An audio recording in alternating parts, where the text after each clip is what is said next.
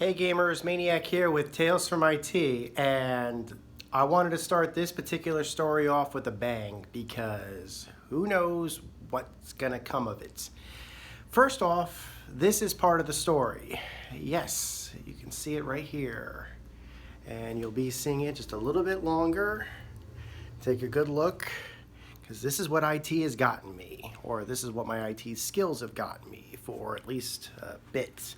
Which is why I haven't been updating the site with a lot of information as of recently. I'm not under any non-disclosure agreements as far as I know, and I'm going to be posting this probably after these events have ended while I've reactivated the site and things like that. So there shouldn't be any concern about what I'm going to tell you, because I'm not going to go into any major specifics about anything specific. I'm just going to tell you guys a tale from IT, which happened to be relevant for where I'm staying right now. There is a company that has been in need of IT positions, so much so that they were willing to actually give me room and board. That has never happened to me before. It very well may not happen after. But they were nice enough to offer me room and board in exchange for my IT services. And I'm going to be here for a while because they're going to need me for a while. Now, what do they need me to do, and what have they needed me to do? Well, they've asked me for my specific set of skills and experiences, and just like with any company, they're going to have their own ideas about what kind of IT that they're going to need on a day-by-day basis. Mostly it involves, we have something that's deployed in the field, or we have offices that are going to be using certain types of equipment. If you have to set it up, give it to the person it's supposed to go to. If it's not, if it was already set up and it's broke, they'll bring it in, you fix it. Now, I was on the assumption that, as I usually do for these type of positions, I'd be fixing laptops, or I'd be fixing, maybe assembling printers, installing printers, that sort of stuff.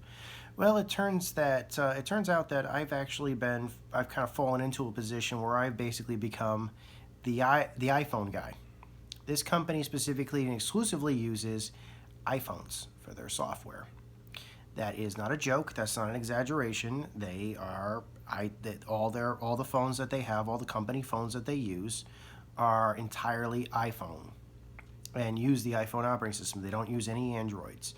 There are a couple of iPads. I'm sure a couple people have iPads and stuff like that, but the iPads that they have are running the same software that the iPhones do.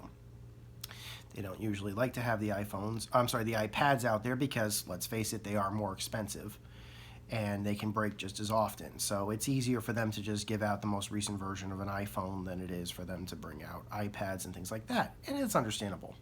It's a cost-saving measure.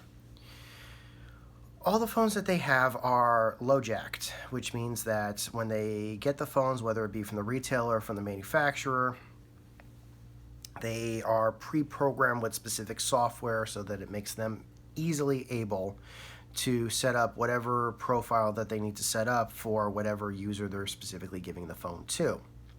That makes perfect sense to me. These are obviously company phones. These are not personal phones. They don't belong to the people that they're being given to. They belong to the company. And the people can then break or not, or basically are supposed to use them on company time. We know that doesn't really happen, but neither here nor there. So my job was to basically program these phones to give them out, which I did for about a day. And the next day happened. All the phones that I had set up had all worked. All the new phones that were being set up worked. But the old phones, then it just so happened the next day, the old phones all received an update from the central app server or whatever. It wasn't an Apple update, I know that. Some of this software was being either brought in or added to these iPhones for the purposes of the company, and a whole bunch of phones just bricked. They just bricked all at once. It was an older phone that was in the field or something like that, or in offices. They bricked, and what ended up happening is that they'd immediately try to power down with the swirling ring. The only difference is that the swirling ring would never stop. The system would never shut itself off. And if it basically just keep doing this until it overheated or the battery died. And not a single person, including my superiors, knew what was going on, why it happened, or they had a theory as to why it happened, but they didn't know how to fix it. My superior had a theory, and it was a really good theory. And out loud, as he was discussing the problem, he spoke out loud. He said, I've seen a problem like this, but not in a very long time. And that told me, like, he was talking about, like, back when iOS 4 or iOS 5 was around. Now we're using, of course, iOS 12. And the phones that we have were all preloaded with 11. He said, maybe putting these phones in diagnostic mode might fix the problem. And he looked at me and he said, iPhones? Because I had told him that I had 15 years of experience with iPhones, which I do. I just wasn't getting paid for it, but I do. And you can watch my previous stories about iPhones if you're interested in hearing my background with it. And he said, see if you can figure out a way to unbrick them. He's like, what is it going to take for you to discover how to unbrick these phones? And I said, I need a computer, which I don't have. Somebody's going to loan me an office computer or something like that. I got to be able to put iTunes on it, which these computers do not have. I think iTunes would be in there, but they're not. And I just need to, give me some bricked phones, and I'll see if I can fix them. So he said, okay. They gave me a laptop. It was a bit out of date. I had to update it. I had to put iTunes on it. That took about an hour to update it and to get iTunes on it. Then I started getting to work. I wanted to see if I could even get these phones into diagnostic mode at all at that point, because I was curious how bad they were. In case you're curious how bad they were, they would, like I said, they would swirl into nothing. And you probably think, well, what if you left them unplugged until the battery died and then you restarted them? You could. They would die. The batteries would die. Then they'd shut off. You'd have to charge them. They would go, Apple logo, boot, give me your PIN number. You'd give it your PIN number, and then the swirl would return. If you've ever seen a problem like that before, you know where this is going. I had a theory. If I could force the phones into diagnostic mode, to basically force it to pull an update from iTunes, I might be able to fix the phone. I couldn't be sure if I could save the data that was on the phone, but I could at least be sure, or at least attempt to repair the phone to make them redeployable. At least unbrick them. So after I got iTunes installed, I plugged the first broken phone in. I had to charge it a bit. I tested it. I was able to get it into diagnostic mode. I was able to force iTunes to recognize it as a broken phone. The problem was that iTunes didn't have the operating system software for the particular model phone. It doesn't do that normally. It needs a request from the phone itself to download that software. And the way it was, at least with the offices right then and there, it would take another hour to download that software because of our network. So an hour later, the phone can only stay in diagnostic mode for so long, otherwise it just resets itself. So in the time it took to download that operating system update from Apple, the phone basically was swirling again. So I decided to try it again and see if I could force it to update or repair. So I decided, you know what, let's do this as a test case. Let's see if we can just get this phone working. Let's not risk trying to recover the data on this phone. I'm pretty certain this guy's already been given a new phone. We'll say it's been wiped.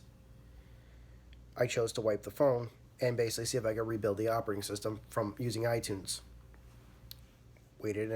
Forced it into diagnostic mode, plugged it in, and then told Apple, repair the phone. And it did. An hour later, it loaded the operating system onto the phone, forced the iOS update, and destroyed the data that was on the phone. But after rebooting the phone, after I had iTunes do it, an hour later, the phone started working, and it worked perfectly. Thankfully, and I have tested this in a couple of cases. Remember how I said the phones were all low-jacked with company software at the basest level?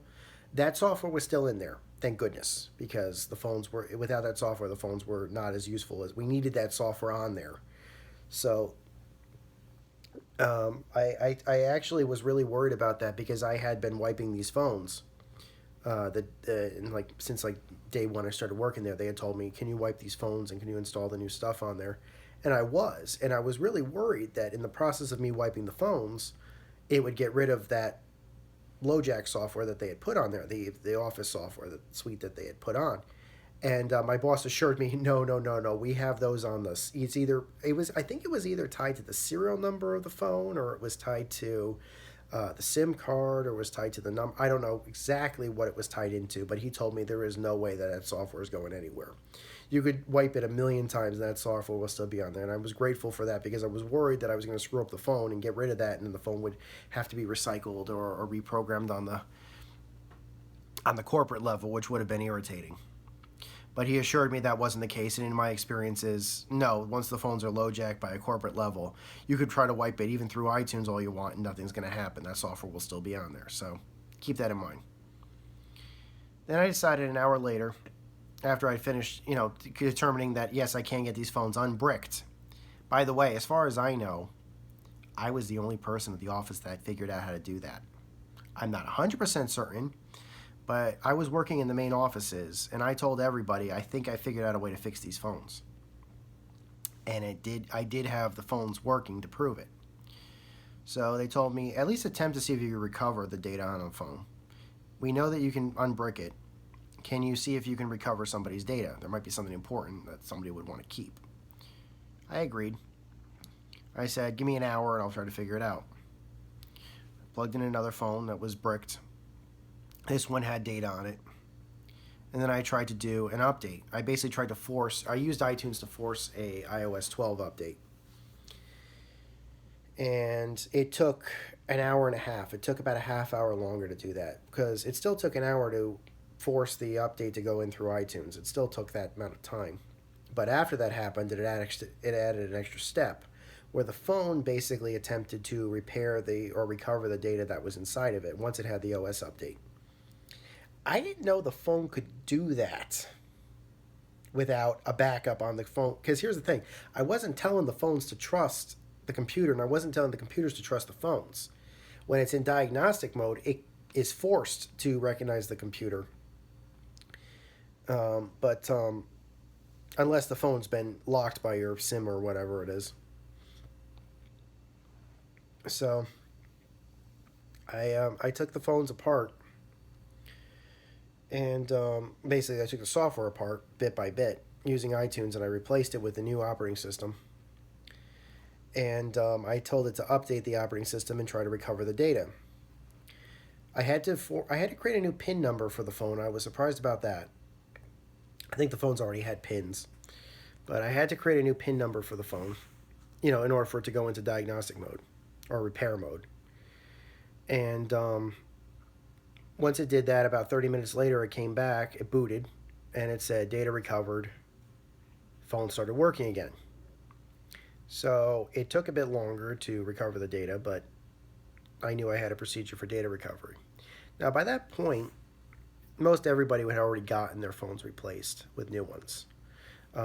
Policy was recover the data if you can, but if the phone is bricked, it's going to take a while. And I was telling them flat out, look, I can fix these phones, but it takes at least an hour for me to do so. They basically realized, okay, give them new phones. We can transfer the data later.